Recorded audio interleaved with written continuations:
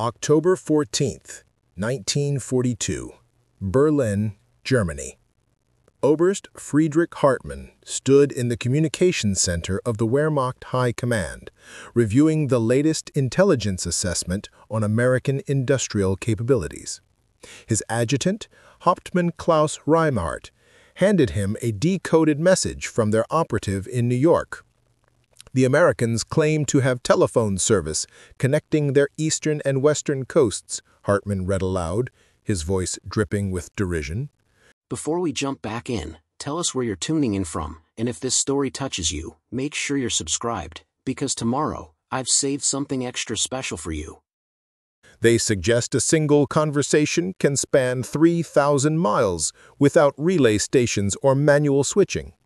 He tossed the document onto his desk with a dismissive gesture. Propaganda for their domestic consumption. Even our most advanced systems require multiple relay points for distances exceeding 500 kilometers. The technical impossibility is self-evident. What Hartmann did not know, what none of the German intelligence apparatus could fathom, was that at that precise moment, 3,000 miles away in San Francisco, Colonel James Patterson of the Army Ordnance Department was concluding a 40-minute telephone conversation with General Howard Mitchell at the Pentagon in Washington. They were coordinating the production schedules of 17 aircraft manufacturing facilities, synchronizing delivery timelines for bomber components being built in Seattle, Los Angeles, and Fort Worth, all without a single interruption, relay, or operator intervention. The technology the German engineers dismissed as American fantasy was not only real, it was fundamentally restructuring how America coordinated the largest industrial mobilization in human history. While German military planners relied on couriers, telegraph systems, and radio communications that required hours or days to transmit complex logistical data, American commanders were having real-time conversations across distances that spanned the entire European continent. The mathematics of coordination were being rewritten by a telecommunications infrastructure so advanced the German technical experts literally could not believe it existed. What the German communications officer could not grasp was that he was not merely reading an intelligence report. He was witnessing the death certificate of German strategic planning, written in the most decisive language of modern warfare. Instantaneous coordination delivered by a telephone network engineered specifically to eliminate the friction of distance from American military and industrial operations. The supreme confidence radiating from the Wehrmacht Communications Center in October 1942 was not simple hubris. It rested on what appeared to be unassailable technical reality. Germany possessed the most sophisticated telecommunications infrastructure in continental Europe. Their telephone network, built methodically over 4 decades, represented the pinnacle of European engineering excellence. The Reichspost controlled a system connecting every major German city with reliability that British and French systems could not match. German military communications relied on a hybrid approach that emphasized redundancy and security over speed. Important messages traveled by courier or encrypted telegraph. Telephone conversations were reserved for tactical coordination within limited geographical areas. Long-distance calls required operator assistance, multiple switching points, and careful prearrangement.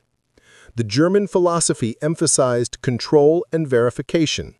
Every communication could be monitored, recorded, and authenticated. The manual switching systems ensured the trained operators understood the content and priority of each connection. Security was maintained through human oversight rather than vulnerable automatic systems. Generalmajor Werner Koch, director of Wehrmacht Communications, had personally shaped German communications doctrine. His experience taught that modern warfare required secure, verifiable communications rather than convenient but vulnerable automatic systems. Long-distance automation would create opportunities for enemy interception and disruption. Human operators provided both security screening and system resilience. The statistics appeared to validate this conservative approach. German telephone systems maintained 92% uptime across occupied territories. The manual switching systems proved resistant to sabotage because trained operators could route around damaged infrastructure. Security breaches were virtually unknown because human monitors screened every sensitive conversation. German communications engineers believed American claims of transcontinental automatic dialing represented either propaganda or dangerous operational vulnerability. True long-distance telephony required copper wire infrastructure that America's vast geography made economically impossible. The distances involved would create signal degradation that no amplification technology could overcome. Even if such a system existed, automatic switching would create catastrophic security vulnerabilities. Intelligence reports from German operatives in America seemed to confirm European technical superiority. American telephone service was fragmented among competing private companies. The equipment was manufactured by a single monopolistic corporation with no competitive pressure for innovation.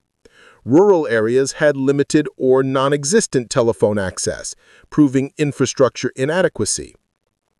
German dismissal of automatic long-distance telephony stemmed from both technical doctrine and practical calculation. The copper wire required for transcontinental service would consume resources needed for weapons production. The amplification equipment necessary to boost signals across vast distances did not exist in any European laboratory. The automatic switching systems would require computing capabilities beyond current technological achievement. Oberst Heinrich Fischer, Chief of Signals Intelligence for the Abwehr, briefed senior leadership on American communications vulnerabilities. The American telephone system is technologically primitive and organizationally chaotic. Their claims of coast-to-coast service are impossible given known limitations of signal amplification. Their reliance on private, commercial operators means no integrated military communications network exists. Any coordinated industrial mobilization will be hampered by communications delays inherent in their fragmented system. The German assessment was not entirely incorrect. American telephone service in 1940 had been fragmented and primarily local in scope. Long-distance calls were expensive, required operator assistance, and suffered from poor audio quality. The infrastructure was, indeed, controlled by private corporations with profit motives rather than military planning priorities. But what German intelligence failed to comprehend was the revolutionary transformation occurring within American telecommunications. The Bell telephone system was not a chaotic collection of competing companies. It was a vertically integrated technological monopoly that had spent 2 decades solving the exact problems German engineers considered unsolvable. While Germany pursued secure, controlled communications within limited geographical ranges, America had developed systematic elimination of distance as a factor in coordination. The transcontinental telephone network was not designed for casual conversation. It was engineered to coordinate industrial and military operations across a continent-sized nation. At Bell Telephone Laboratories in Murray Hill, New Jersey, engineers had created something unprecedented: a transcontinental telephone network using vacuum tube amplifiers, automatic switching systems, and carrier wave multiplexing that could transmit dozens of simultaneous conversations across a single pair of copper wires. The automatic switching the German engineers dismissed as impossible was not a design flaw, but a revolutionary capability. Callers could directly dial numbers 3,000 miles away without human operator intervention.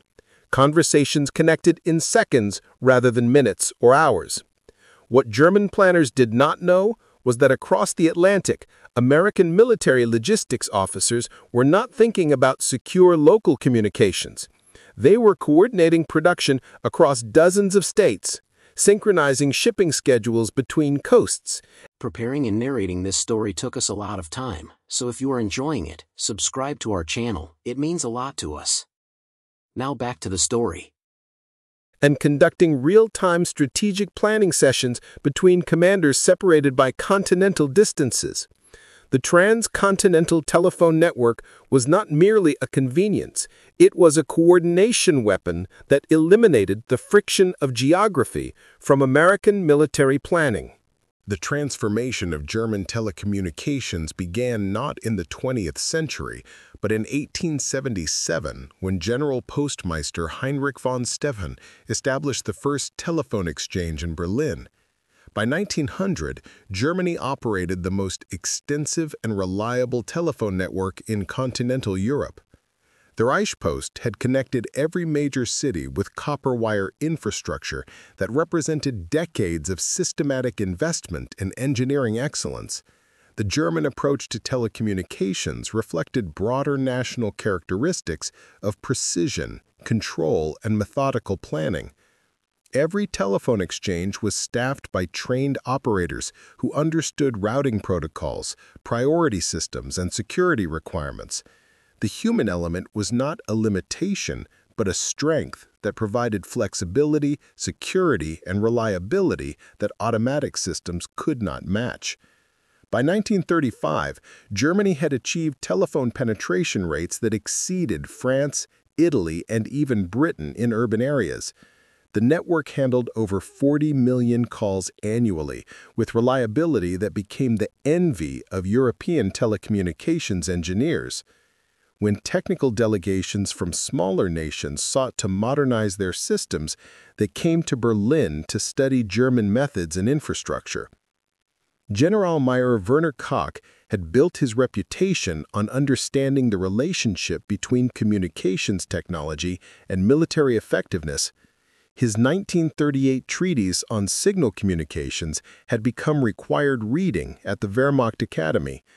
Koch argued that modern warfare required communication systems optimized for security and verification rather than speed and convenience. The fundamental vulnerability of automatic systems was their lack of human oversight. A trained operator could recognize unusual calling patterns, identify potential security breaches, and route critical communications around damaged infrastructure. Automatic switching systems, regardless of their theoretical efficiency, created single points of failure that enemy action could exploit. Koch's philosophy drew support from Germany's experience in World War I, when communication breakdowns had contributed to strategic failures. The answer was not faster communications, but more reliable and secure communications. Human operators provided both qualities in ways that mechanical systems could not replicate. The technical specifications seemed to support German confidence. A typical German long-distance call in 1940 required operator assistance at both ends, manual switching through intermediate exchanges, and careful signal management to maintain audio quality. The process took between 3 and 8 minutes to establish connection, but once connected, the conversation was secure, verified, and recorded for military oversight. German engineers had calculated the theoretical limitations of long-distance telephony with mathematical precision. Signal degradation increased proportionally with distance. Copper wire resistance created voltage drops that reduced audio quality beyond recognition after approximately 500 kilometers. Amplification technology using vacuum tubes existed, but each amplifier introduced distortion and required electrical power that made transcontinental deployment impractical. The economics reinforced technical limitations. Germany's telephone network had cost billions of Reichsmarks to construct over 4 decades. The copper wire alone represented a substantial portion of Germany's industrial metal reserves. Extending such infrastructure across distances comparable to the American transcontinental span would consume copper resources equivalent to building 100 U-boats. The investment was not merely impractical, but strategically impossible. Major Hans Becker, chief engineer for Reich Post long-distance services, had published detailed analyses of American telephone claims in the technical journal Federmelde Technik. His calculations demonstrated that transcontinental telephony without relay stations would require amplifiers every 200 kilometers, automatic switching systems with computing capabilities that did not exist, and copper wire infrastructure that would bankrupt any national economy. Becker's conclusion was unambiguous. The Americans were either exaggerating limited experimental systems or engaging in propaganda designed to intimidate German technical planning. Intelligence reports from the Abwehr seemed to confirm every element of German technical assessment. German operatives in New York reported that American long-distance calls required operator assistance. The audio quality was poor compared to German domestic service. The private corporate structure meant no unified military communications network existed. Most damning, American telephone companies were fighting legal battles over service territories rather than coordinating infrastructure development. The fragmentation that German planners observed was real. In 1940, America had thousands of small independent telephone companies serving rural areas with minimal interconnection. The Bell system dominated urban markets but faced regulatory challenges and antitrust scrutiny. From a German perspective, this chaos confirmed that American telecommunications lacked the systematic planning that military effectiveness required. The psychological element of German confidence cannot be underestimated. Germany had dominated European telecommunications for 60 decades. Their engineers had solved problems that British and French technicians considered intractable. The systematic approach to infrastructure development had created networks that functioned reliably even under wartime stress. When German technical experts evaluated American claims, they filtered information through experience that said automatic long-distance systems were impossible given current technology. Oberst Friedrich Hartmann embodied this confidence when he reviewed intelligence reports on American communications capabilities. His background included advanced engineering training at the Technical University of Berlin and 15 years managing military telecommunications infrastructure. When presented with claims that Americans could dial coast to coast without operator assistance, his technical knowledge said such capability violated known principles of signal amplification and switching technology. The German military communications doctrine emphasized redundancy through diversity. Important messages were sent via multiple channels, including courier, telegraph, telephone, and radio. Long-distance coordination used telegraph systems that, while slower than telephone, provided written records and operated reliably across any distance. The telephone was reserved for tactical communications within ranges where audio quality and security could be maintained through direct copper wire connections and human operator oversight. This conservative approach had proven effective throughout the Polish, French, and early Russian campaigns. German commanders coordinated operations across hundreds of kilometers using established communications protocols. The system was not fast by American standards, but it was reliable, secure, and well understood by trained personnel at every level. The mathematics of German telecommunications planning reflected careful calculation of cost versus capability. A telephone call from Berlin to Munich, a distance of 500 kilometers, required 3 operator interventions, 2 switching stations, and careful signal management to maintain audio quality. The process took between 3 and 8 minutes to establish connection, but once connected, the conversation was secure, verified, and recorded for military oversight. German engineers had calculated the theoretical limitations of long-distance telephony with mathematical precision. Signal degradation increased proportionally with distance. Copper wire resistance created voltage drops that reduced audio quality beyond recognition after approximately 500 kilometers. Amplification technology using vacuum tubes existed, but each amplifier introduced distortion and required electrical power that made transcontinental deployment impractical. The economics reinforced technical limitations. Germany's telephone network had cost billions of Reichsmarks to construct over 4 decades. The copper wire alone represented a substantial portion of Germany's industrial metal reserves. Extending such infrastructure across distances comparable to the American transcontinental span would consume copper resources equivalent to building 100 U-boats. The investment was not merely impractical, but strategically impossible. Major Hans Becker, chief engineer for Reich Post long-distance services, had published detailed analyses of American telephone claims in the technical journal Federmelde Technik.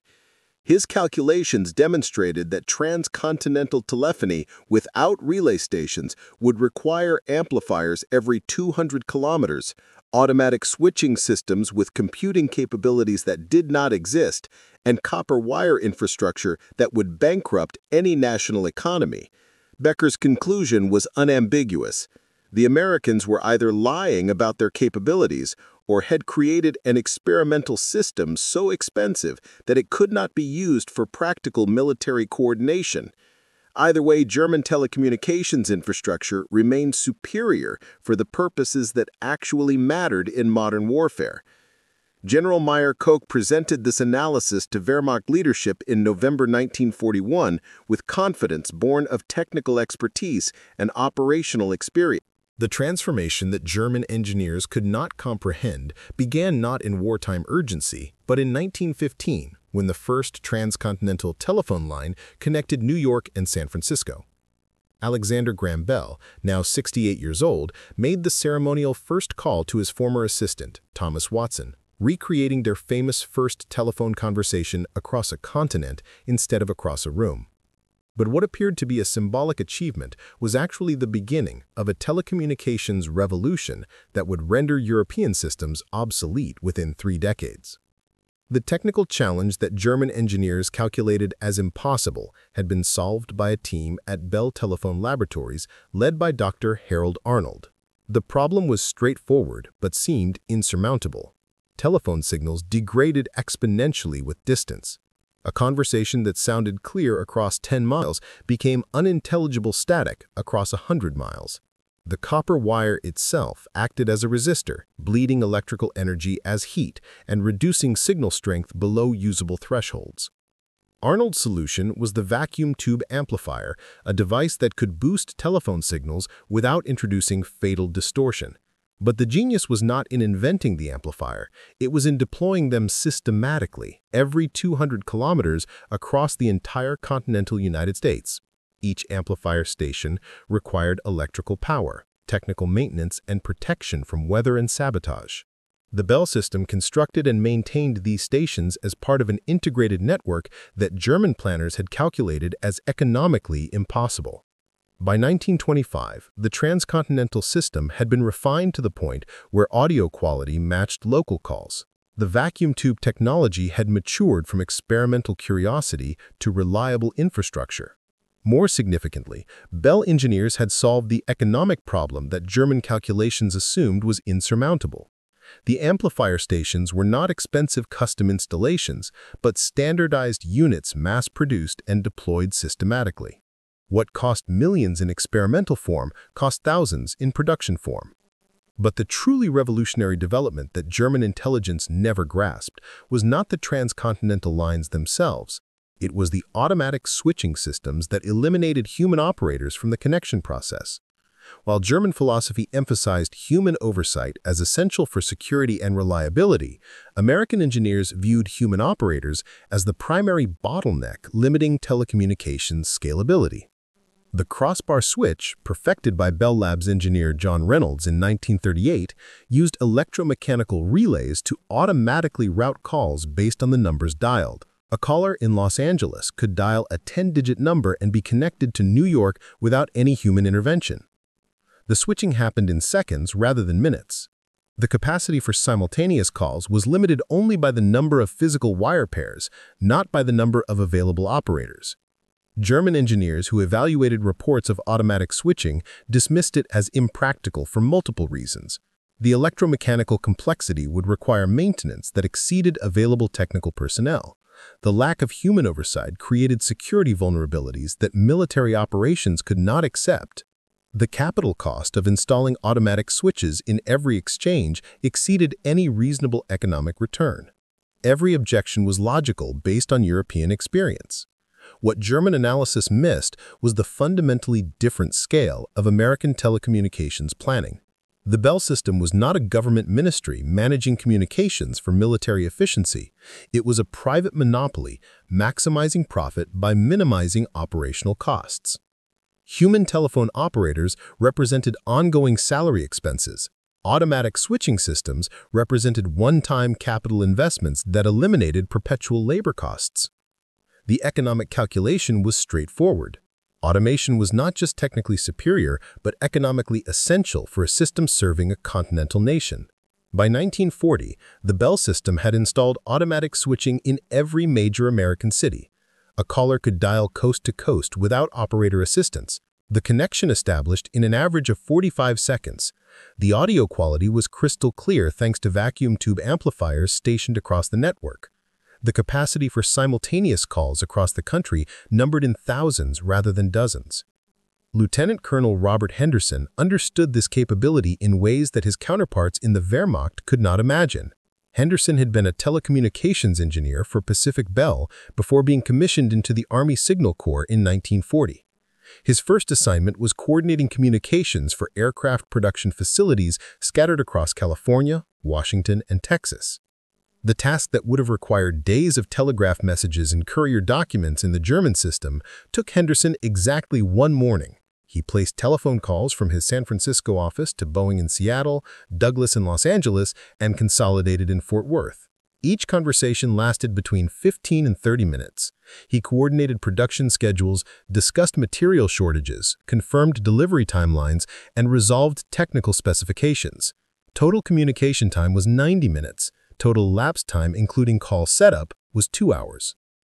Henderson's German counterpart would have required 3 days minimum to accomplish the same coordination using telegraph and courier systems. The time advantage was significant, but the true revolution was qualitative rather than quantitative. Telephone conversations allowed real-time problem-solving that written communications could not match. When Boeing reported a shortage of aluminum sheet metal, Henderson immediately called Alcoa in Pennsylvania to discuss production acceleration. The problem that would have required a week of written correspondence was resolved in a 20-minute conference call connecting 3 locations across 2,000 miles. The strategic implications became apparent in November 1941 when the Army Ordnance Department established the Production Coordination Center at the Pentagon. The center's purpose was coordinating military manufacturing across the entire United States in real time.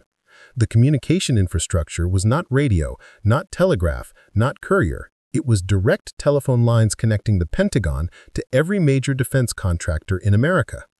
General Howard Mitchell, commanding the Ordnance Department, described the capability in terms that would have seemed like science fiction to his German counterparts.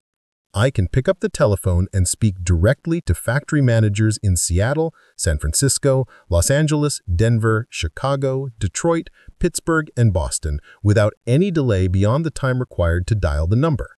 We coordinate production schedules across 20 states in the time it would take to type a memorandum.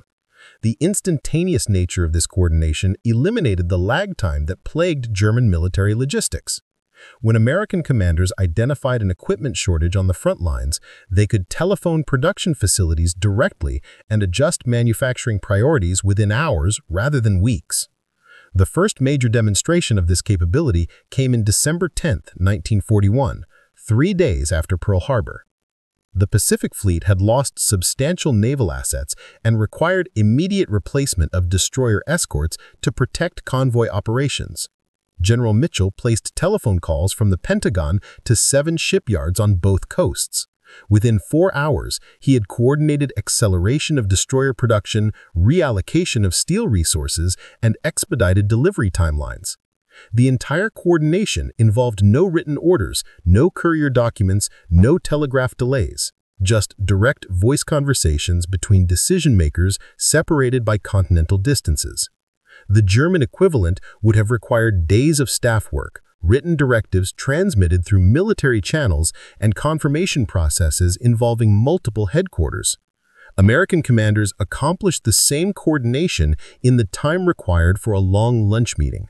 The mathematical advantage was becoming strategic. But the telecommunications revolution extended beyond military coordination to industrial synchronization. The Bell System's transcontinental network had created something unprecedented in human history: a continental economy that could operate as a single integrated system rather than a collection of regional markets separated by communication delays. Ford Motor Company's Willow Run bomber plant in Michigan coordinated with aluminum suppliers in Tennessee, engine manufacturers in Connecticut, and military logistics officers in Washington using direct telephone communications. Production schedules were adjusted daily based on real-time information rather than weekly based on delayed reports. The result was manufacturing efficiency that German industrial planners could not match. When a production line in Michigan discovered a design flaw in bomber fuel systems, engineers called Wright Aeronautical in New Jersey directly. The two teams discussed solutions in real time, agreed on modifications, and confirmed implementation schedules within hours. The same coordination in the German system would have required written technical reports, review by intermediate headquarters, formal approval processes, and days or weeks of delay. The accumulated advantage of instantaneous communication multiplied across thousands of coordination decisions daily. American industrial production was not just larger than German production, it was more responsive, more flexible, and more efficient because communications infrastructure eliminated organizational friction that German systems still experienced. By January 1942, the transcontinental telephone network was handling over 50,000 long-distance calls daily, many of them related to military production and logistics coordination. German intelligence analysts reviewing reports of American telephone usage dismissed the numbers as propaganda exaggeration.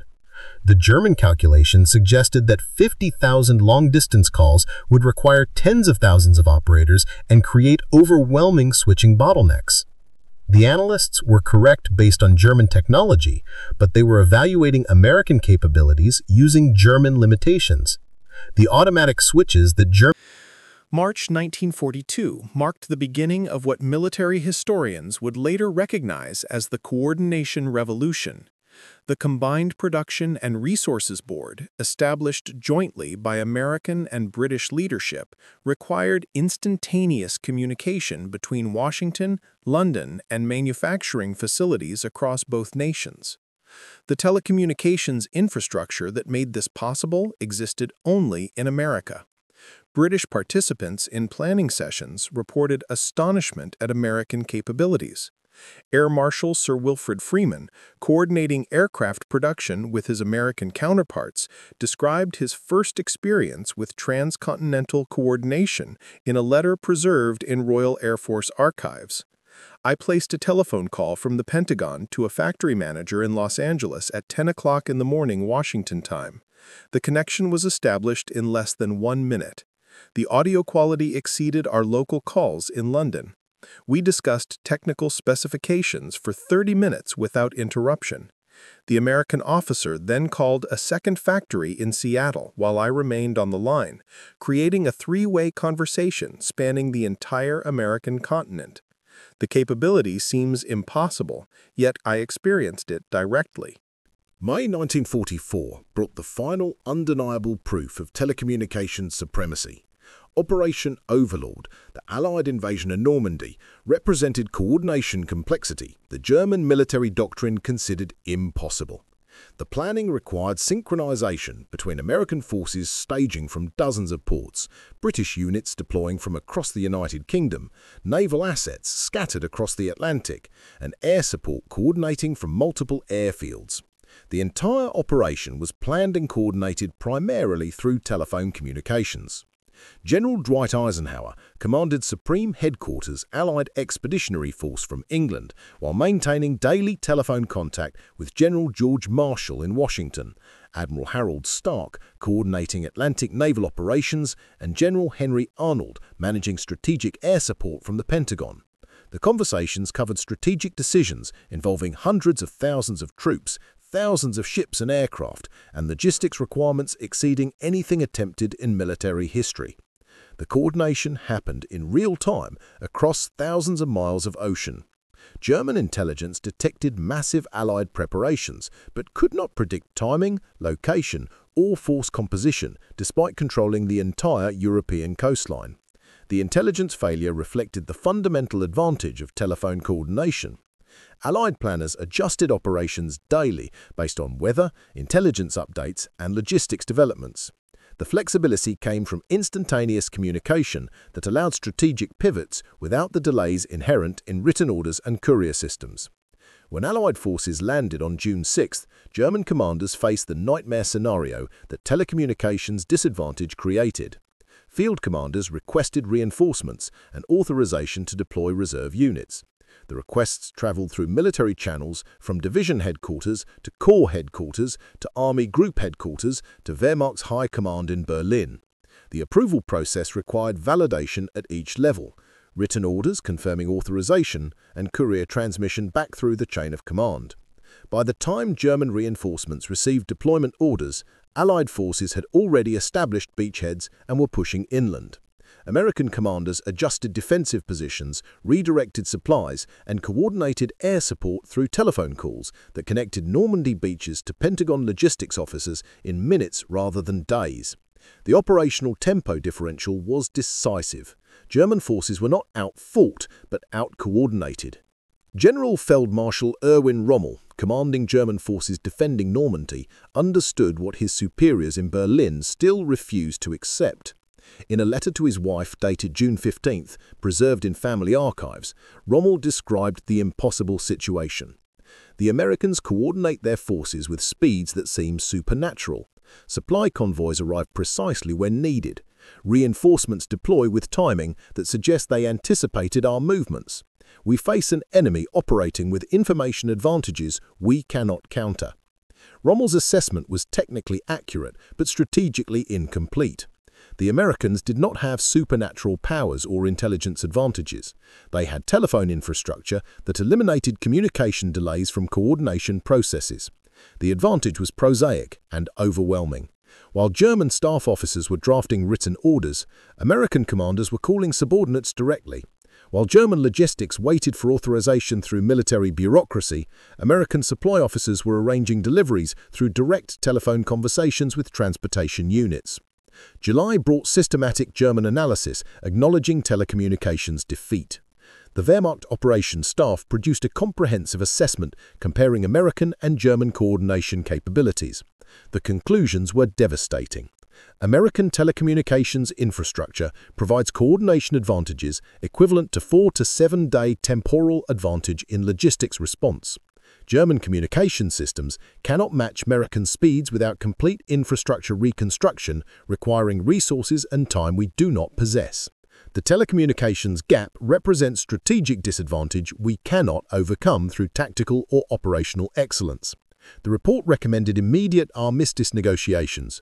German military forces could not defeat an enemy whose coordination infrastructure provided such overwhelming operational advantages. The recommendation was rejected by leadership committed to fighting regardless of strategic mathematics, but the technical assessment was finally completely accurate. August brought the breakout from Normandy, where telecommunications advantage translated directly into battlefield victory. American commanders coordinated multi-division movements through telephone communications, connecting forward commanders with corps headquarters, air support coordinators, and logistics centers. The entire operation was planned and adjusted in real time based on German responses. German commanders attempted counterattacks using traditional coordination methods. Orders were drafted, transmitted through military channels, validated by intermediate headquarters, and delivered to combat units. By the time German forces received attack orders, Allied units had already repositioned based on telephone intelligence from reconnaissance units calling tactical updates directly to division commanders. The Battle of the Falaise Pocket in late August 1944 represented the final demonstration. German forces attempted to withdraw through a narrowing corridor while Allied and British forces coordinated encirclement. Allied coordination happened through telephone networks connecting multiple national forces, different service branches, and tactical units across dozens of miles. German coordination relied on radio communications, vulnerable to interception, and written orders delayed by military bureaucracy. The result was catastrophic German defeat driven primarily by coordination speed differential. American commanders adjusted tactics hourly based on telephone updates. German commanders worked with information hours or days old. The temporal advantage was decisive. When Allied forces in France surrendered in late August 1944, the telecommunications revolution that German engineers had dismissed as impossible 2 years earlier had proven strategic determinant. The transcontinental telephone network that Oberst Friedrich Hartmann had called propaganda for domestic consumption had coordinated the industrial mobilization, logistics network, and military operations that destroyed German military power in Western Europe. The supreme irony was complete. German technical expertise, so carefully cultivated and justifiably celebrated, had blinded German planners to revolutionary change happening across the Atlantic. The systematic engineering excellence that built Europe's finest telecommunications network had created assumptions about what was technically feasible. Those assumptions were correct for European technology, but catastrophically wrong for American capabilities. Germany had lost the war not to superior courage, better tactics, or larger armies, but to telecommunications infrastructure that eliminated distance as a factor in coordination. The invisible weapon was a telephone network that German engineers had calculated was impossible. The calculation was correct based on German technology, but American engineers had solved problems that German expertise said could not be solved. The lesson was profound and permanent. Modern warfare belonged to nations whose infrastructure enabled coordination at speeds that eliminated organizational friction. Germany had fought with 20th century weapons coordinated by 19th century communications. America had deployed 20th century weapons coordinated by telecommunications infrastructure a generation ahead of anything existing in Europe. The telephone calls that German intelligence dismissed as propaganda had won the war before German commanders understood what weapon they faced. Up next, you've got 2 more standout stories right on your screen. If this one hit the mark, you won't want to pass these up. Just click and check them out. And don't forget to subscribe and turn on the notification bell so you don't miss any upload from us.